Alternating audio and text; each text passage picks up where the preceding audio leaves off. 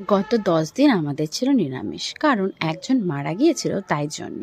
তো ফাইনালি ১০ দিন পর যখন আমরা মাছ খাই আর নিরামিষ খাওয়ার পর, তখন কিন্তু সেটা কিন্তু আলাদাই একটা আনন্দ। তো আজকের মেনুতে ছিল সাদা ভাত, স্যালাড, গন্ধরাজ লেবু, তারপর ছিল আলু কলরা ভাজা, পাঁপড় ভাজা আর মাছের তেল আর বেগুন দিয়ে একটা ভাজা।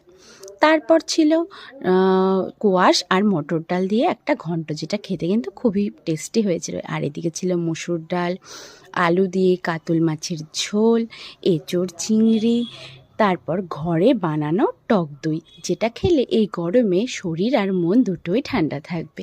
আর ছিল আমসত্ত্বের চাটনি আর আইসক্রিম। তো মেনুটা তোমাদের কেমন লাগলো? আশা করছি ভালোই লাগবে। আর প্রত্যেকটা রান্না আমার মায়ের হাতের তৈরি, খেতে কিন্তু দুর্দান্ত হয়েছিল। তো কেমন লাগলো অবশ্যই জানিও। ভালো লাগলে